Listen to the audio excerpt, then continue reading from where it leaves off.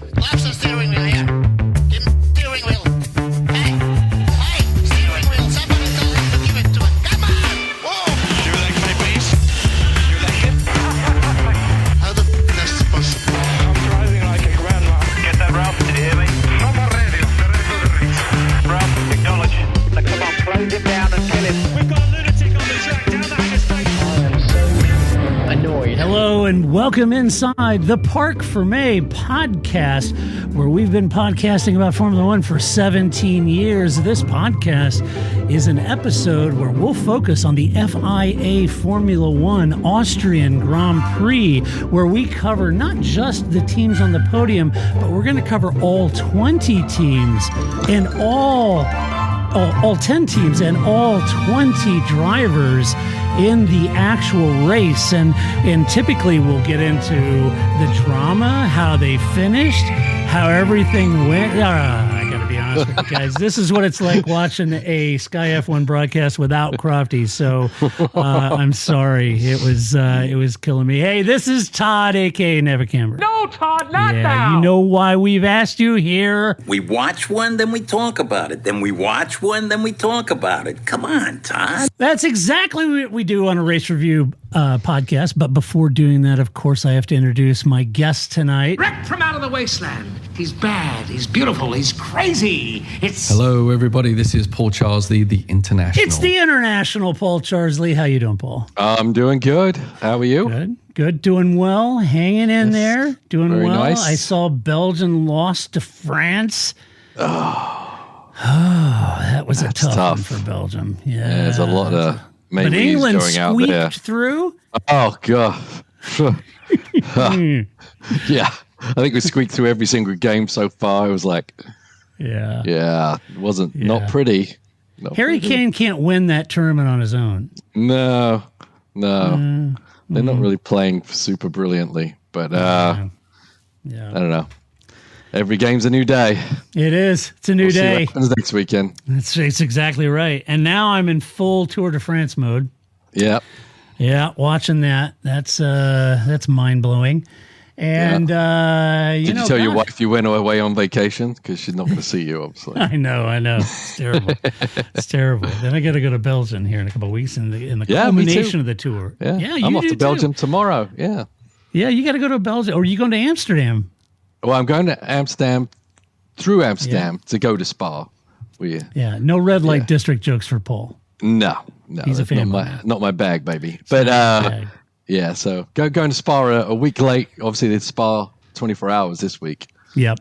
Where Ian won the Pro-Am, not driving for Harder Racing or an Aston Martin, but jumping in with George Kurt. So that was awesome. And then Marco, one of our drivers, he ended up winning in an Aston, not a Harder Racing. As I said, we weren't racing there, but it was pretty good, pretty interesting race. It was fun. Yeah. Yeah, I saw the pictures. The Vantage looked good. Yeah, look good. Yeah, look good. But that's exciting. Yes. So you're going to the Ardennes Forest, the Walloon Ardennes Forest. Yeah, yes. It's a thing called the Fun Cup. We did it last year, kind of like a sponsor thing where a lot of invited guests come out and we race these Fun Cup cars like the Hannah's raced at Le Mans.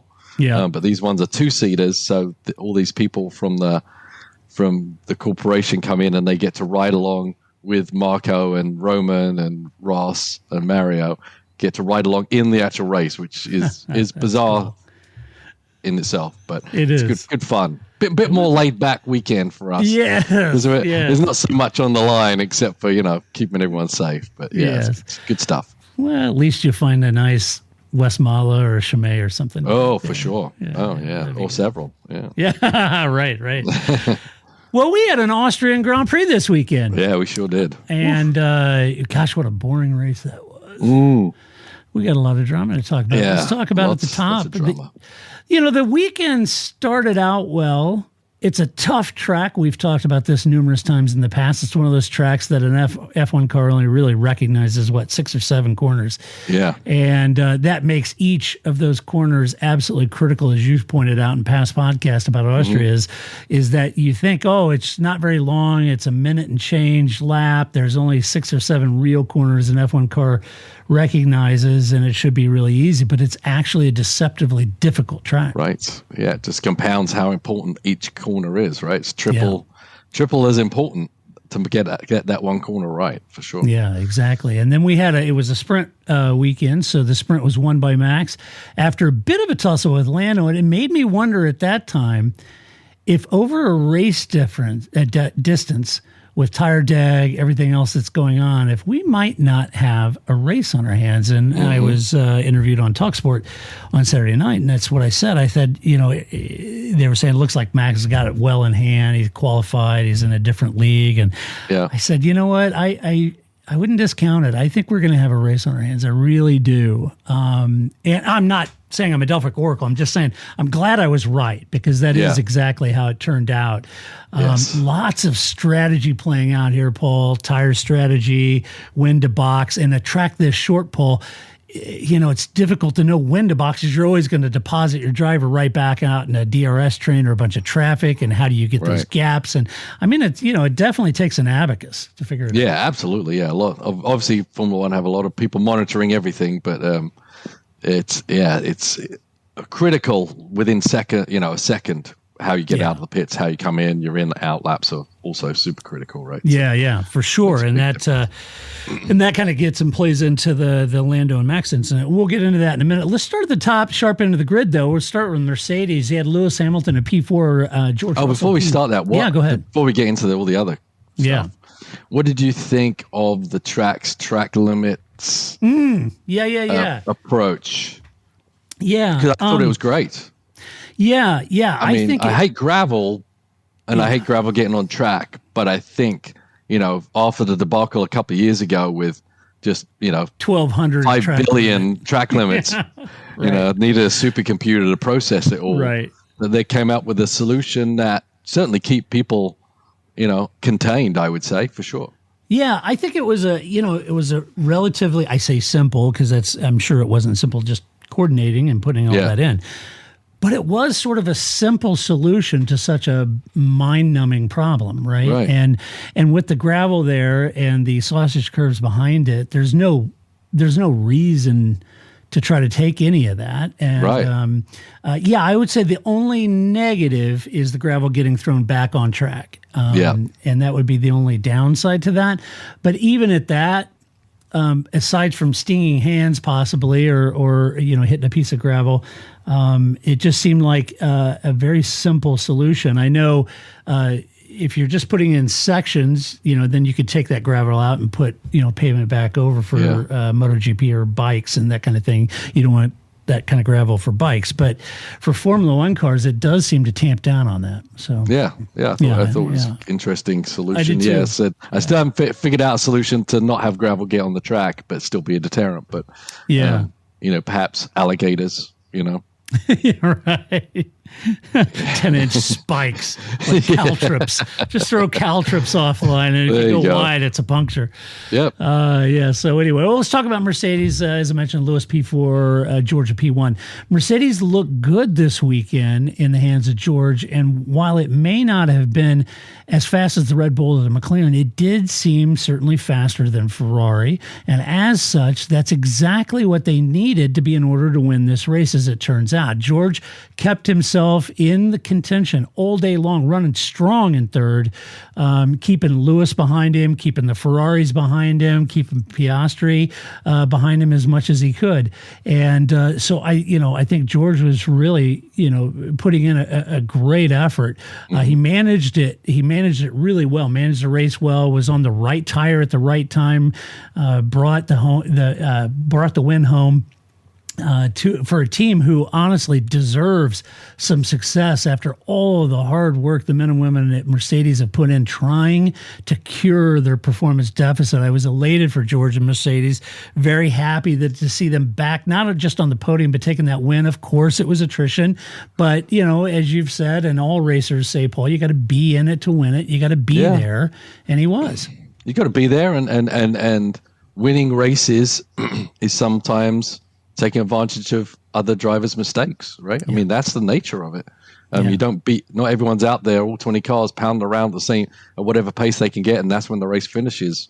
Life is imperfect. So when you're pushing hard, you hoping for an option, and you don't feel bad about it either because you're the one, you didn't crash. You didn't get involved in an incident, and or it could be even reliability, right? All these factors come into being successful in a race. Yeah, so absolutely. George should be proud of what he did, and the team should too. Yeah, absolutely. Running third and inheriting a win I don't think there's any shame in that. You're running third, a strong third. He did. Lewis had a tougher weekend, Paul.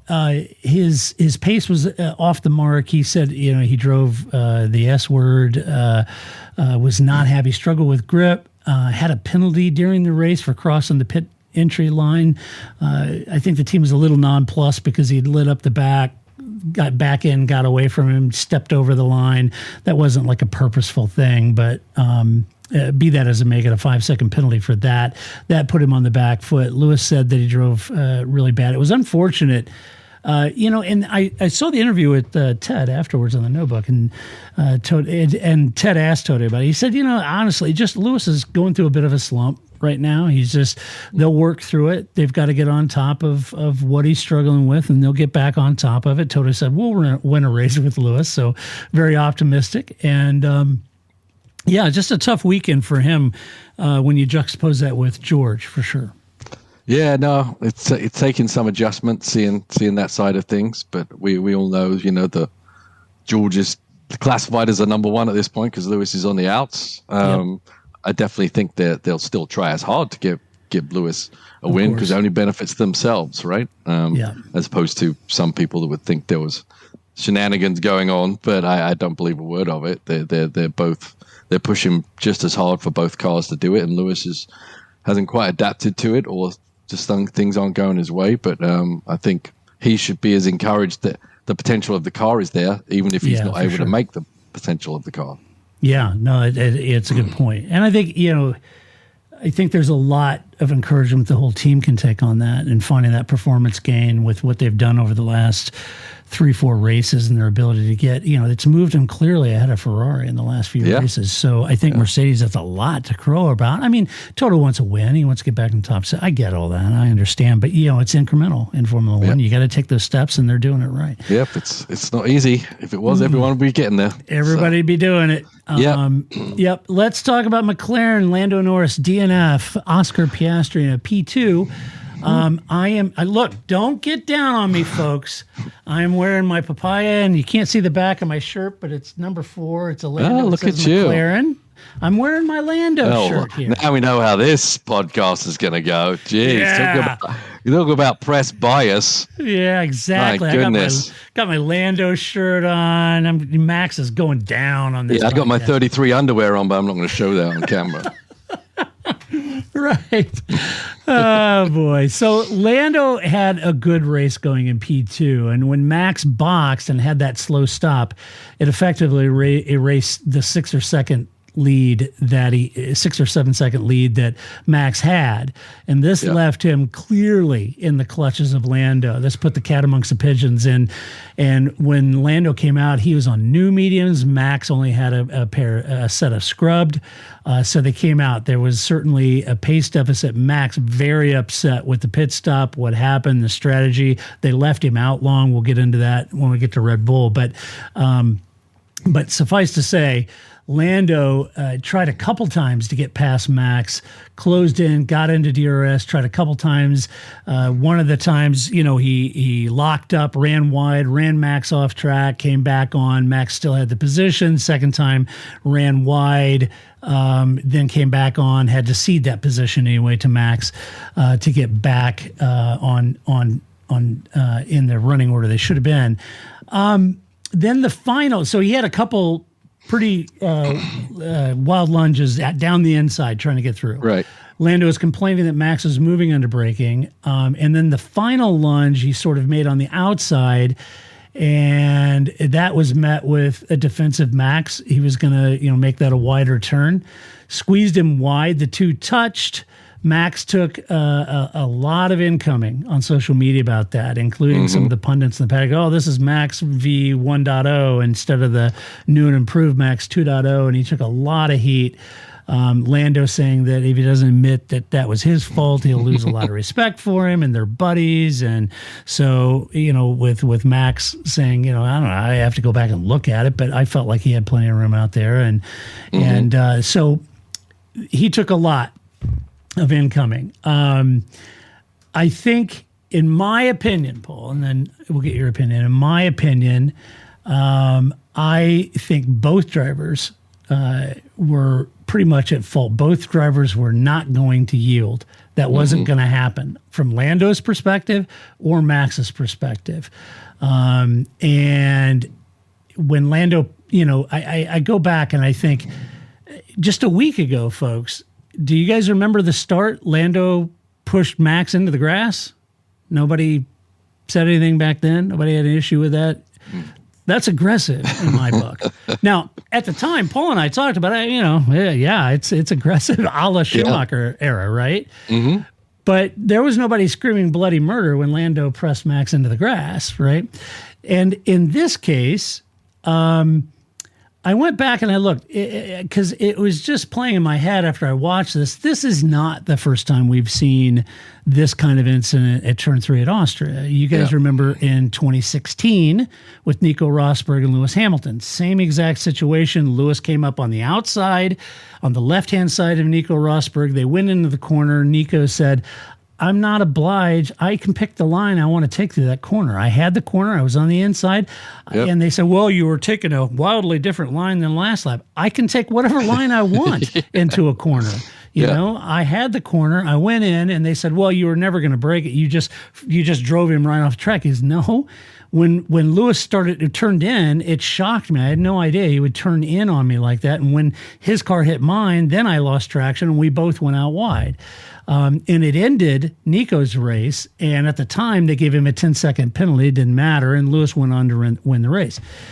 But I also thought it was interesting that at the time, Johnny Herbert was on Sky Sports commentary team. And when they asked him about it, he said, it's just racing, right?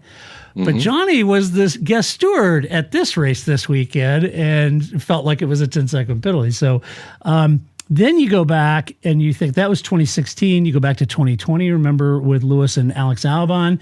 Alex passed on the outside, was ahead of Lewis. Different turn, mind you, but yeah. Different turn.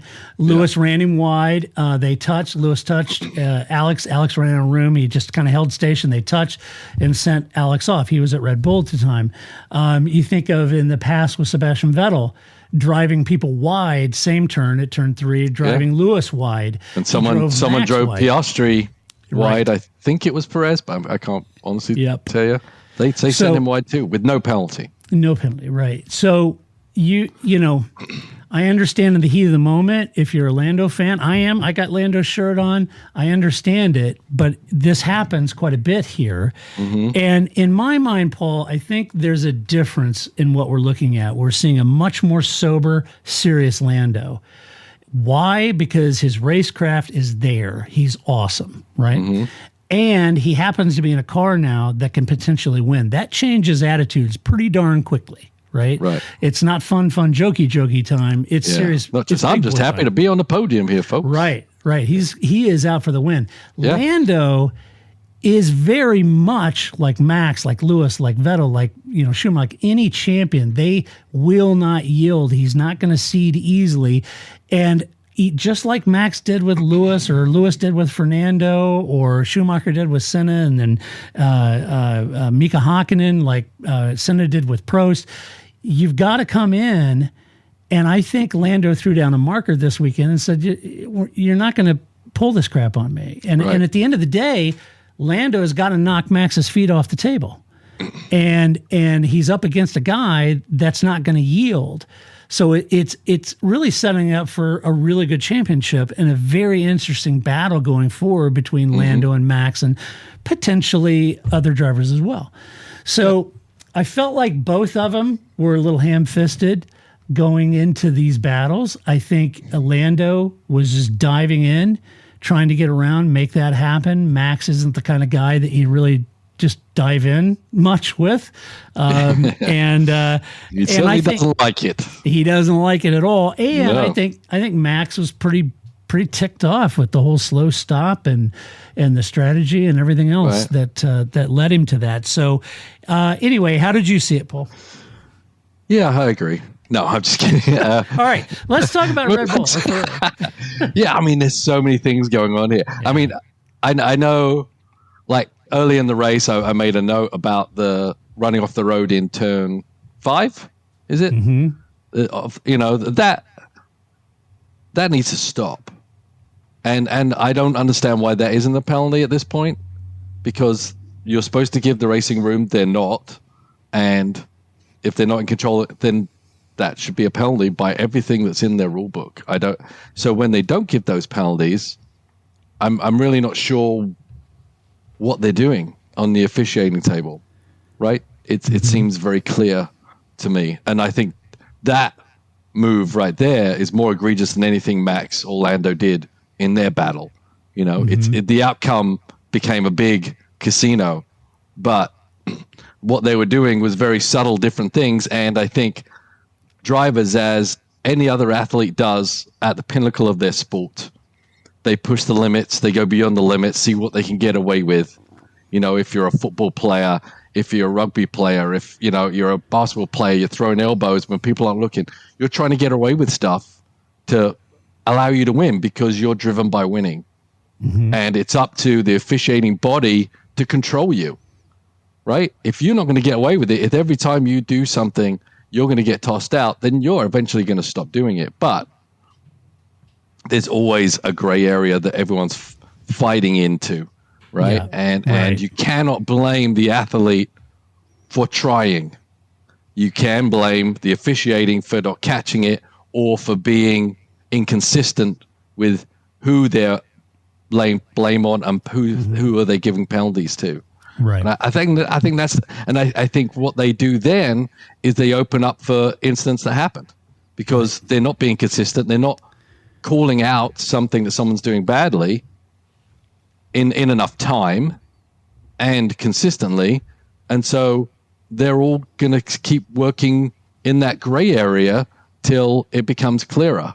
And in the fight, Max moved a couple of times under braking, a bit, but not as egregious as he used to. Remember, when he first kind of came alight of the moving under braking rule, it was basically blocking the track and moving under braking and taking a complete opportunity away. He moved a little bit to make Lando have to think twice, and that put him off. Right? It put him his move off. It made him think about it, and that's kind of what you do as a professional. You try to get your opponent, on their back foot.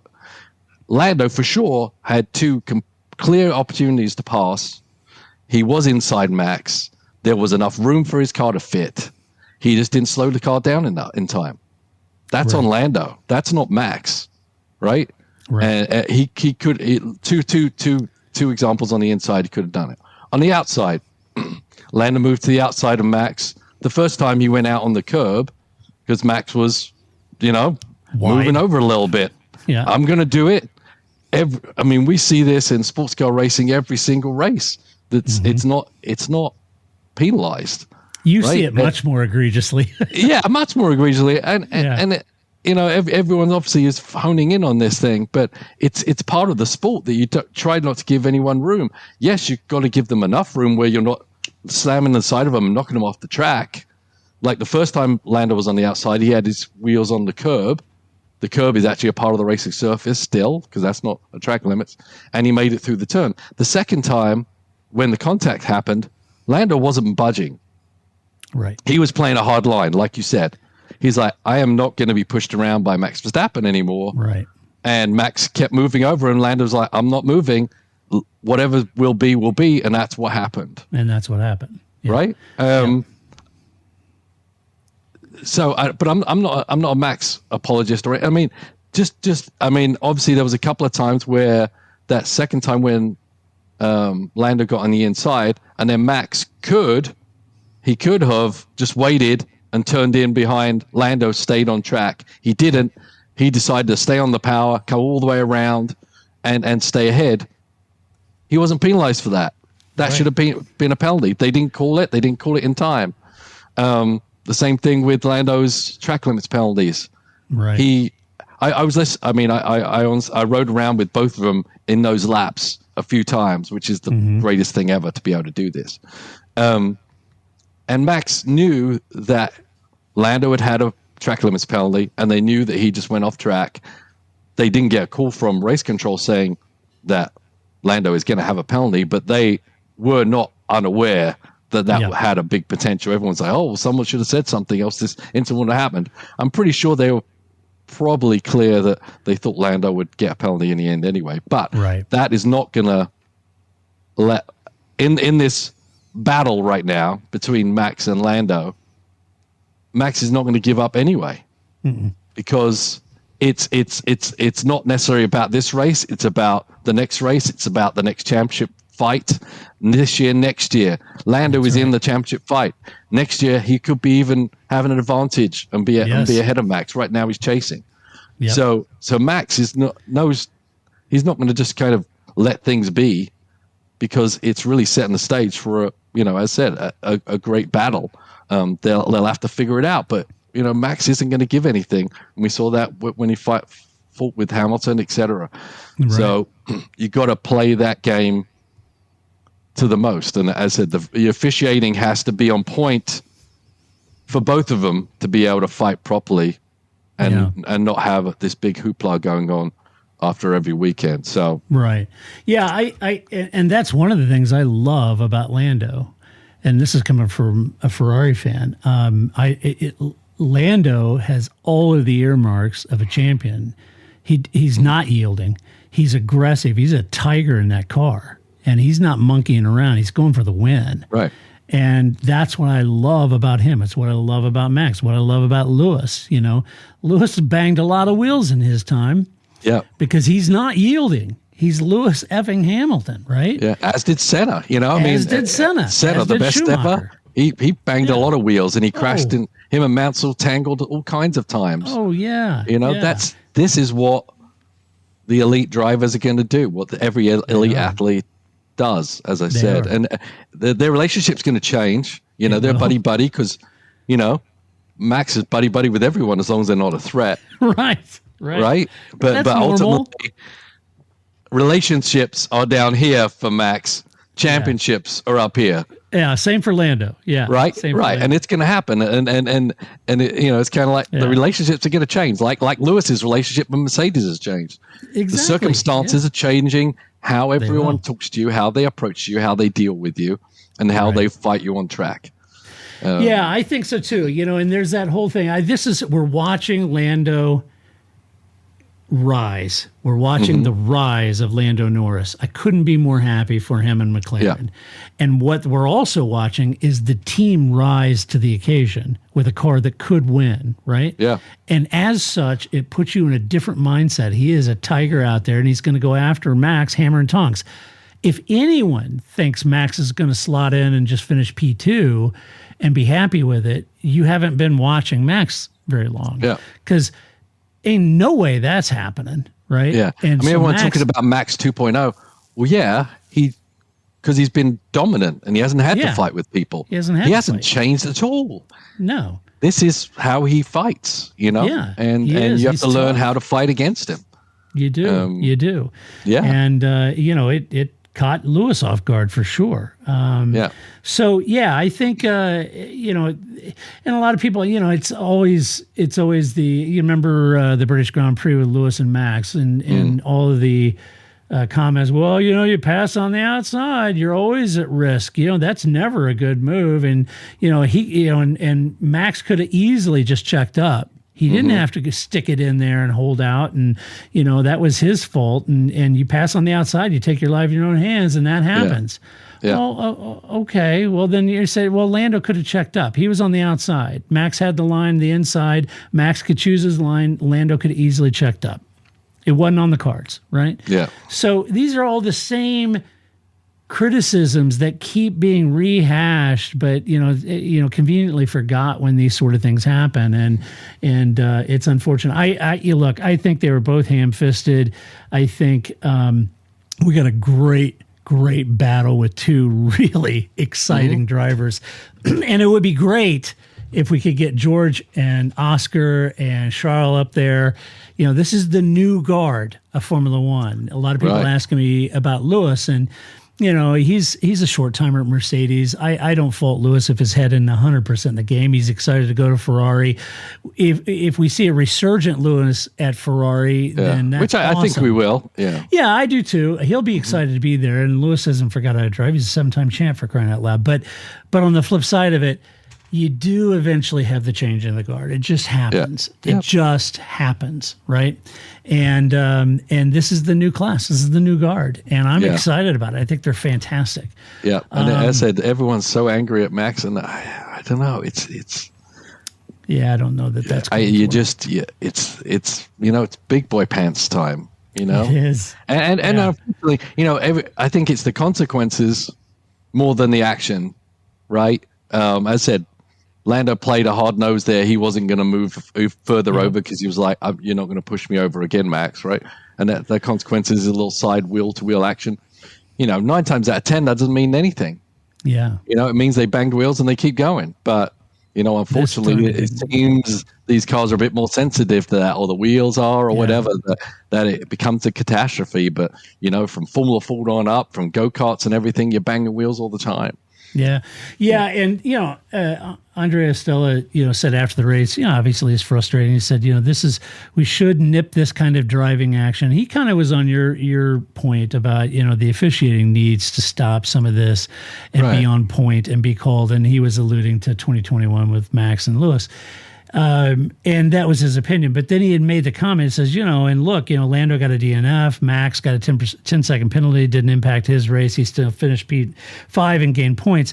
And, these penalties need to take into account the outcomes. And this is where I differ greatly from that.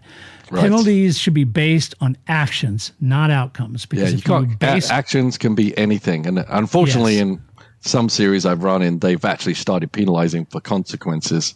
Yeah, that's wrong. I fight that till my dying day. Yeah, that's just dead wrong. I would argue I was a little surprised how fast Lando came back to the pits, because you had a flat tire, and going that fast, you delaminate that tire. Yeah, it's so hard though, But it is. You're Max had a flat tire too, right? I mean, he went back. Yeah. He was back in the pits before Lando was around the last 2 corners. Yeah, it's tough. It was tough. It was unfortunate because who knows? It was a different cut on a different tire that behaved differently, and he was probably shredding the back of his car, even going slow. But anyway, so I'm sure everyone is going to agree with us.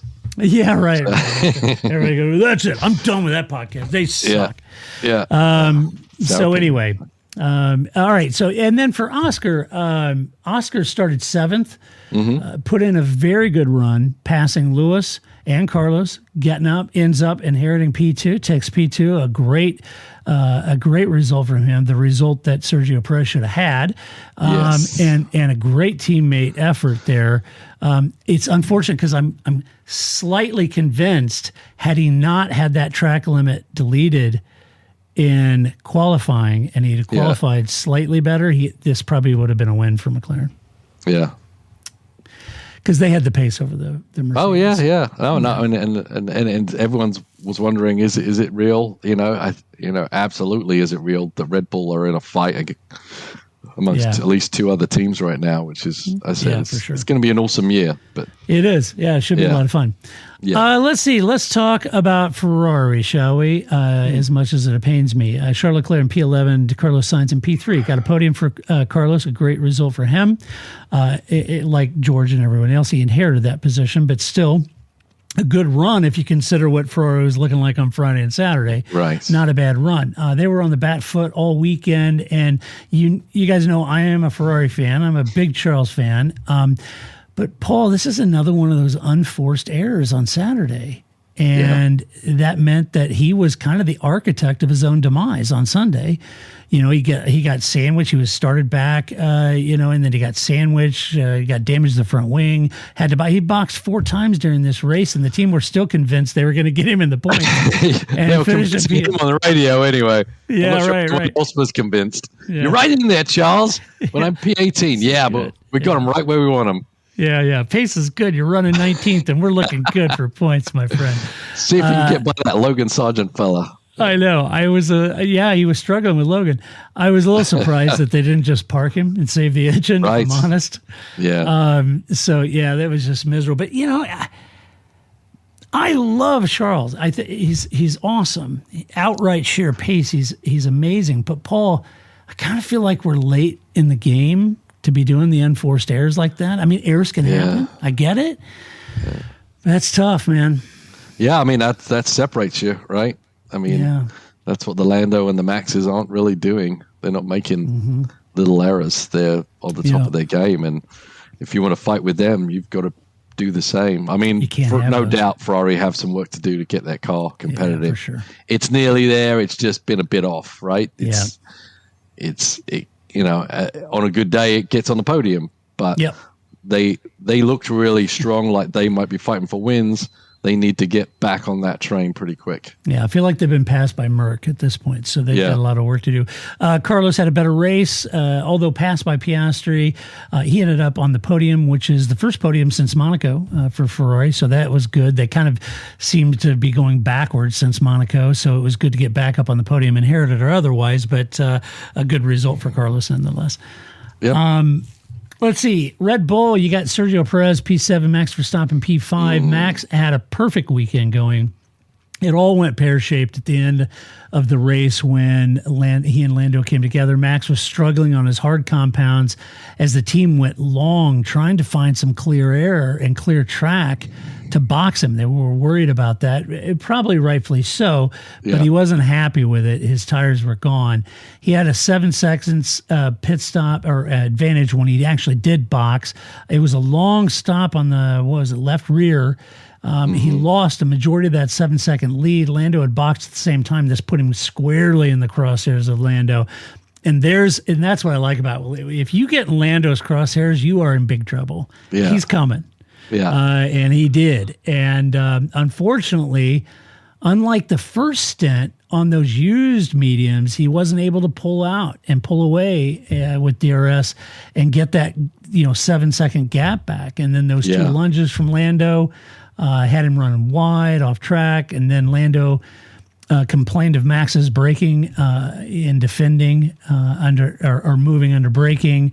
Lando was super frustrated. I think Max was super frustrated, so they're both mad of what's going on. Neither of them were going to concede anything. Once they did come together, Max made it back to the pits, put on fresh softs. It came out in P5. They gave him a 10-second penalty. It didn't matter. He had there was clearly 20 seconds between P5, P6, whatever it was. Yeah. So it didn't really matter in that case. But anyway, tough race for Max, and certainly tough on social media. Yeah. Obviously, we're beating that one to death, maybe. Right. But yeah, it was the last stint was interesting because not only because of the margin got shrunk because of the mistake on pit lane and then having to wait for Lando to go by before they release, so they had a double whammy on that pit lane deal. But yeah, watching the in-cars, Max was struggling on that last set because Lando had a new set, Max put on a used set, and there was a significant difference in the grip levels. I mean, Max was doing everything. He was catching a lot, the car on the front and the rear end. he wasn't able to take the line he ultimately wanted to do. And that allowed every time, even if Lando took a stab and had to take a breath, was able to close back in, because ultimately the McLaren had pace over the Red Bull. Yeah. Whether he could have been more patient and wait for a better opportunity, I don't, that's all hearsay. But it's interesting to see Red Bull in that spot where they literally didn't have the fastest car on the track. Yeah. I kind of wondered, and I could be wrong on this, Paul, and my gut feeling on this was that the DRS was a little too powerful here. Yeah, I mean, it's always too powerful. Any DRS is too powerful, right? Any DRS is too powerful. But right, yes. right. I mean, it definitely helped Lando stay tied to the back of Max. Yeah, sure. and the reason I bring that up is I'm not making excuses for Max or anything like that. The reason I bring DRS up is because in that case, given how powerful it was, I don't know if he was struggling so much on those tires. Had he slotted into second and allowed Lando, if he'd have got that DRS back like he did in the sprint and got back around him, or was his tires just... Yeah, I don't think he had the pace to stay with Lando, honestly.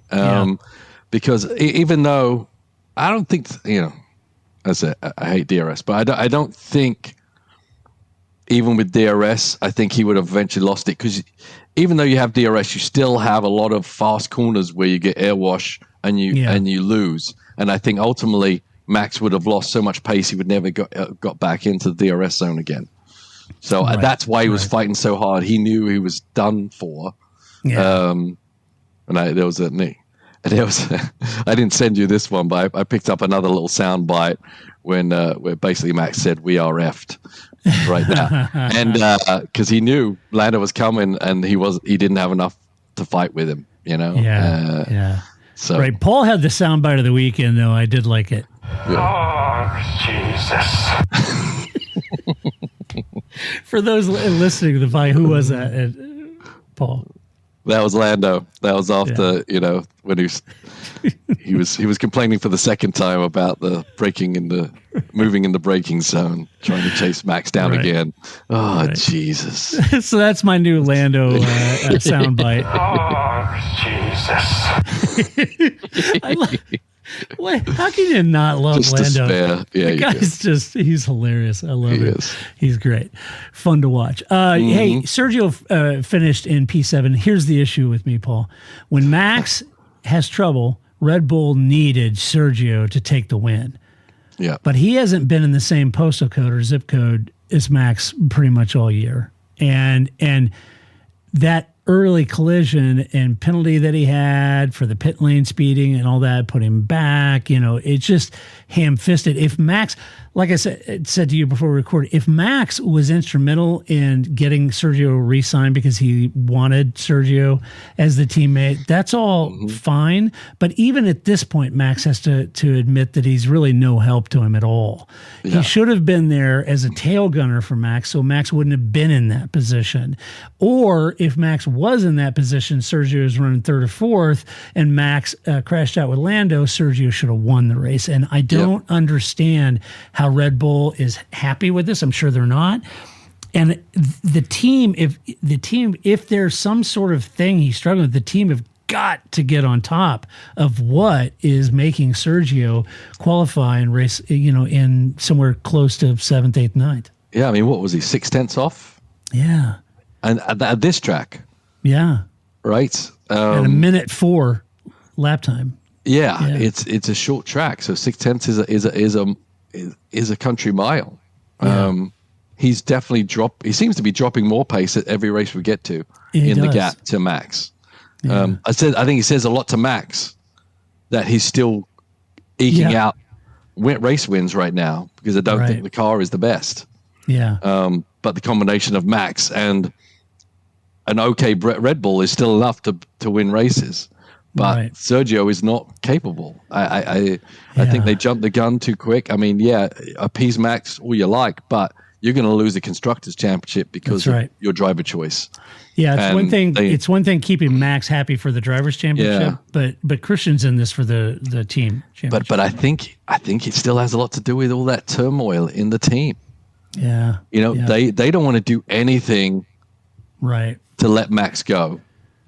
And so I think they're willing to roll the dice and appease his second driver so that Max just doesn't leave entirely. I really do. I mean, I think there's a lot going on there because it doesn't make any sense. And I think this weekend, Paul, Yoss, he got all in the media because he was going to be in the Legends Parade, and then he heard that Christian was trying everything to keep him not in the Legends Parade. Christian was like, this isn't even our event. This is the parent company of the track. I don't know what he's talking about.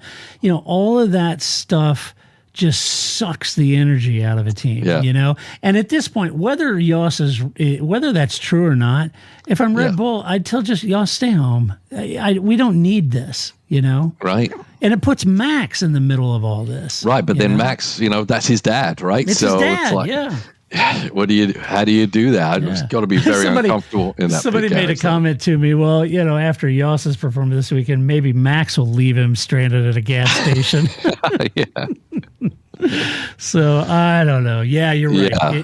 It is. It could be a knock-on effect of everything that's going on. Yeah, that's just one. I mean, it doesn't make any sense to me. I mean, they cannot keep going this way. Right. Thing is, you got Carlos Sainz out there who'd be fantastic. Oh, he'd be fantastic in that role. Right. Oh, and but I mean, it's all about appeasing Max right now, and they're really on the edge of losing the Constructors' Championship just to keep Max happy. I know, it's crazy.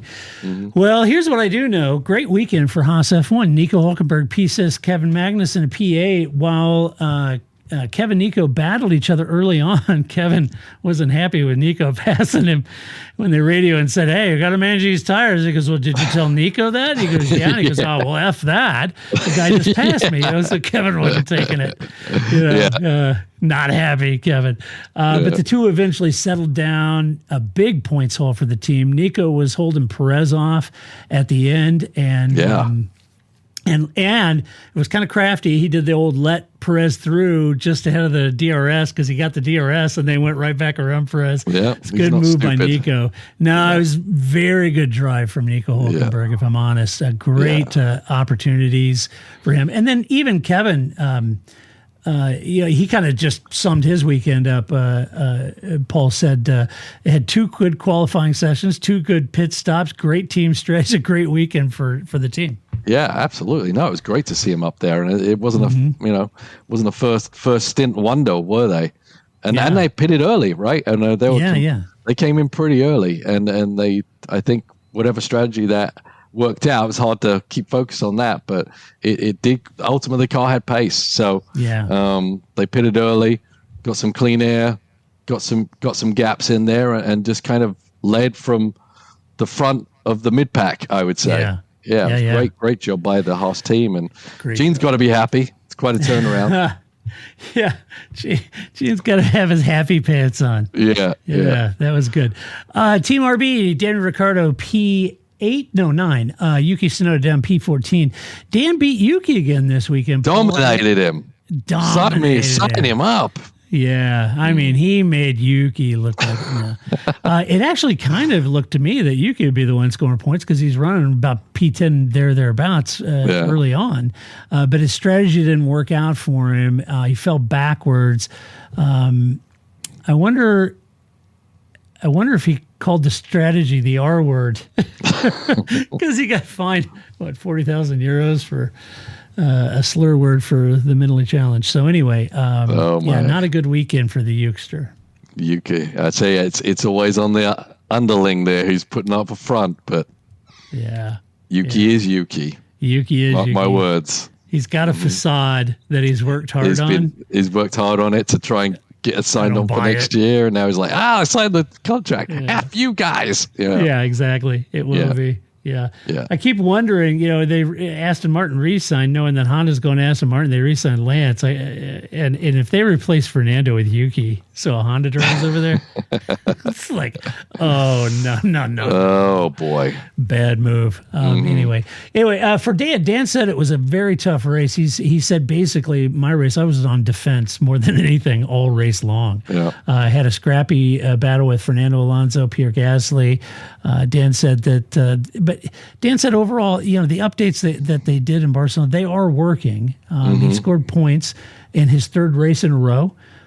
So somebody's driving for a career in Formula One. So anyway, good on him.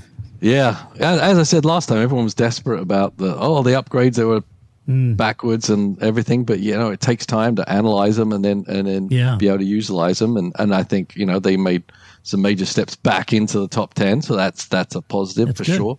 Yeah. What does Ricciardo need to do to keep his season going? Obviously, there's a lot of talk about Liam coming in at the halfway point.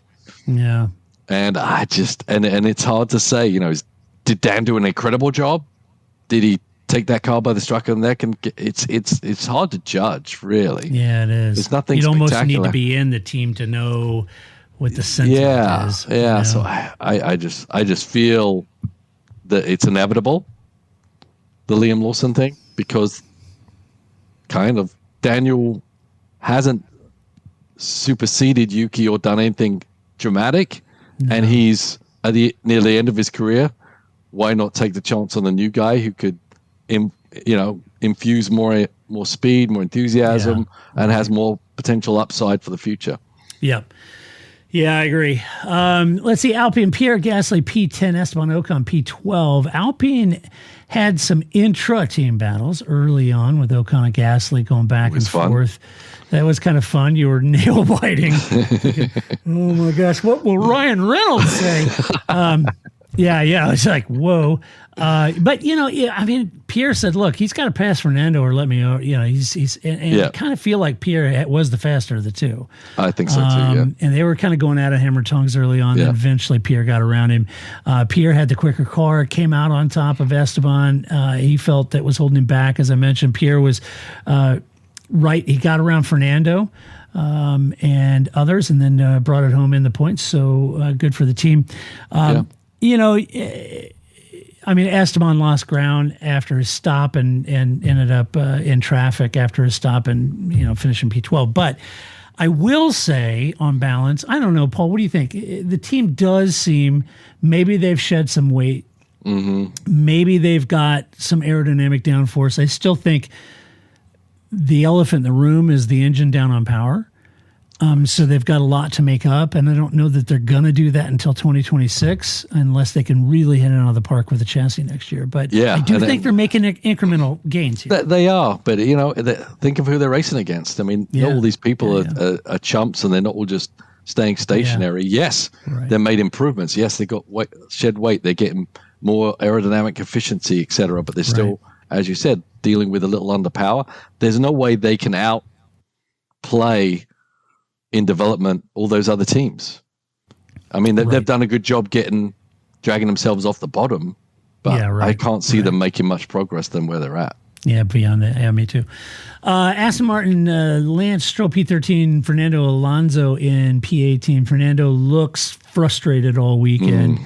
Had a bit of a bulky pass attempt on Joe, punting him. I think that was turn 3. Just a little bit, if memory serves. Had some scrappy battles, said they never had the pace all weekend. They tried different strategies to make something work, and it didn't.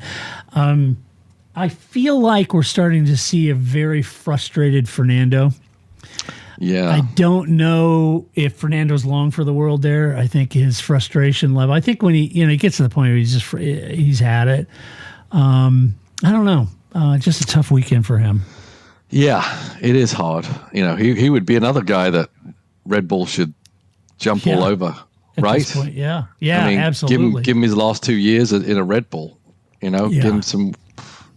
I don't know what's going on with the development there. They're obviously stagnated. He was obviously, waving the Aston flag when they were in top 3. Yeah. But there's always going to be ups and downs. But this one seems to have lasted a little too long.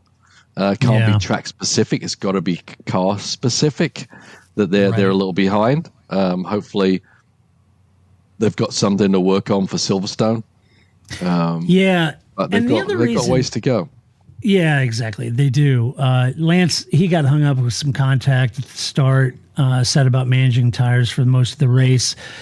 Said they were experiencing a lot of degradation, more than other teams. Lance said that the spate of races that they've gone through, they just don't favor their car. Another thing, with Fernando, you got to kind of be a person that reads into the margins with him. Yeah. After Lance's signing, the comment from Fernando, hopefully, Lance can take the leadership of this team. Yeah. That doesn't say anything about Lance, but it says a lot about Fernando to me. Yeah, for sure. I don't know if he's. I'm out.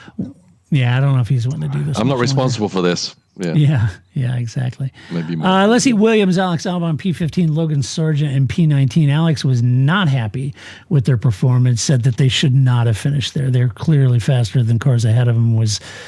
They were much better than that. The key point was the amount of degradation, and I think they may have been struggling with that. But he also got a penalty for crossing the pit entry line. That didn't help Alex's cause. And really for Logan, I mean, there's not much to say, Paul. He just apologized to the team again, and that's a recurring theme these days. So yeah, how can he make the whole season? I don't think he can. Once again, just like Sergio staying at Red Bull, I don't. Williams cannot afford that. Yeah, I don't know that. I'd be surprised if he does. Yeah, and I wonder, who goes in there, Well, they've got, what did I see today? They've got a driver that's going to be in FP1 coming up. A name escapes me now. Anyway, but they are going to have somebody in his seat. Right. In FP1. Maybe at the British Grand Prix. And then the place where Antonelli goes? No, the name, I apologize. The name just flew out of my head. Okay. Well, we'll see next week. Yeah, anyway, we'll see next week. For the British Grand Prix, so I got the Union Jack for them. Very well representing your homeland there, Paul. Yes. On the 4th of July. Lovely. Traders. Yeah. All right. Thanks for wearing red coats. You made it easy to see you. Let's see. Kicksauber. It's the least you guys could do. You're so polite. Yeah. Hey, don't give me merely that. a flesh wound. Yeah, that's right. You guys ruled the world with your Navy, and you did it by having a cup of tea. You always took time out for a cup of tea. Well, it's always good. I had one just now before the podcast. Oh, good for you. Yeah. All right. Kick Sauber. Valtteri Bottas, P16. Speaking about easy to see. Yeah, P17. Valtteri said that the race was their best session of the weekend. So out of all the sessions, the actual race was the better of the sessions. Digging for some positives there. And that their pace was better during the race. The key point, again, as I mentioned with Williams, I think one of the key points is really degradation. Bottas said that they had a lot less degradation that they had previously in previous races. So maybe some of the upgrades and small changes they made means they're a little easier on the tires. That's a positive. Again, I'm digging for positive. And then Joe got punted by Fernando that put him kind of at the back. And that was, and he started from the pit lane. So it was always going to be a tough race for him. I think definitely the ugliest livery in Formula One for a while. It is. That green was so 1990s. Oh, yeah, awful. It really was. It was an awful. Yeah, Dayglow green is not in. No. I'd almost go with 1970s avocado green and orange. Right? Yeah, it's not good. All right, let's give out some awards for this podcast since we've made everybody so mad because we didn't slam on Max. Probably no one's listening anymore just because of Probably. You don't think Max is a loser? Oh, I'm done. The hell with you guys. Yeah. He's a murderer. Yeah. Oh, it's dangerous. Okay. All right. Let's see. We always start off with move of the race. Seriously, Todd? Stop yelling at Todd. Yes. Well, move of the race. Who'd you have? I've got Piastri. He's a little outside move there in turn 6, 3 times, I think, to make a pass. Phenomenal.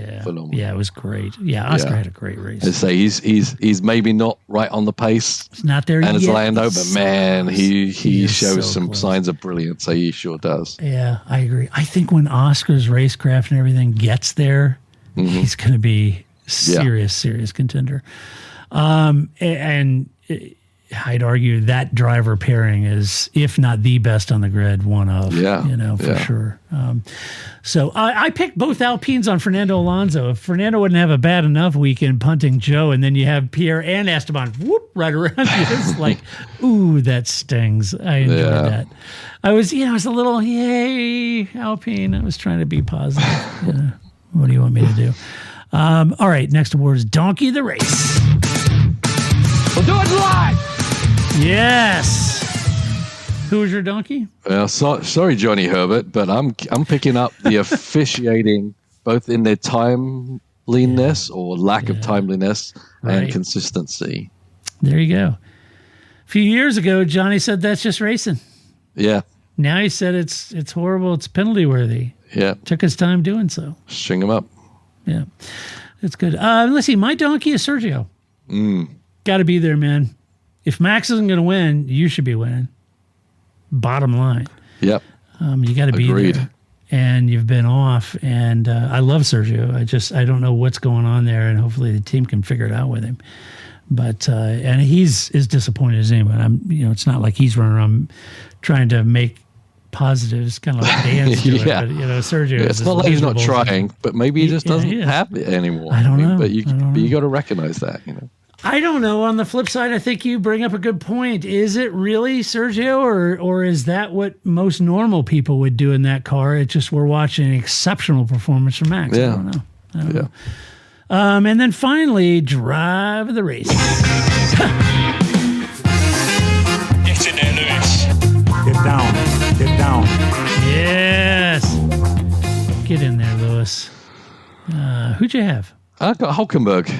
Nice. Yeah, bit of a... Very deserving. Great race. Yeah, I think so. I think, the Haas team obviously elevating that car, but Hulkenberg, week after week, man, he gets everything out of it. And this time he was able to really score some points, which is magical for the team and himself, obviously.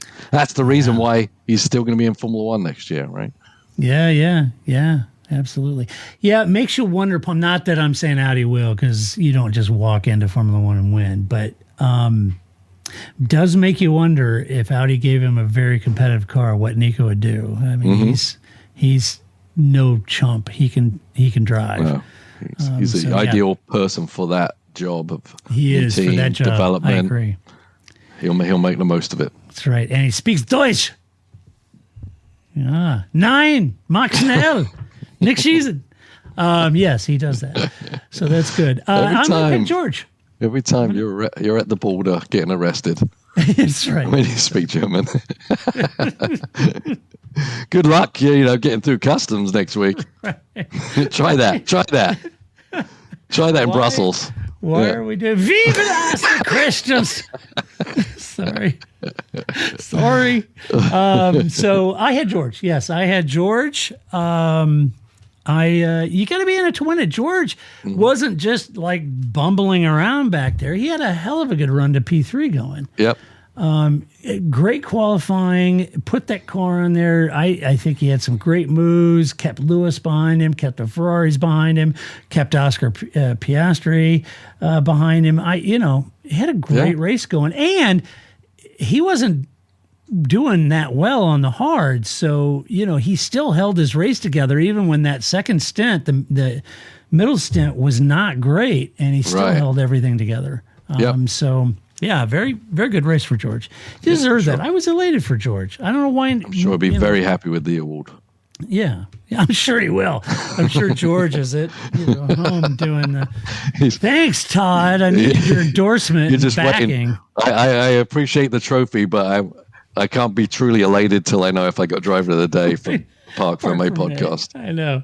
Yeah. He needs my endorsement like a hole in the got some power here. Yeah. Yeah, that's right. All right. Well, that does it. A huge thank you to all of our Patreon supporters. We could not and would not do this podcast if it wasn't for you. Thank you so much. If you would like to be a Patreon supporter, you can go to our website on the right-hand side, down at the bottom, it says supporters. So click on that. You can do it as little as $1 a month. And it goes a long way to keeping this podcast alive. So thank you so much for doing that. Really appreciate it. And if you like the podcast, go to your favorite podcast player, leave us a good rating. We'd appreciate that. Tell a friend about the podcast. We would appreciate that as well. And if you would like to share your opinion on how wrong we are about the altercation between Lando and Max, you can go to our website, theparkformay.com. Share your opinion in the comment section of this podcast. Let us know why we're so wrong about all of this. With decorum and civility, though. Of course, as always. Disagree all you want. That's fine. We can disagree, but do it with decorum and civility. And then, Paul, we're coming home. We're coming home.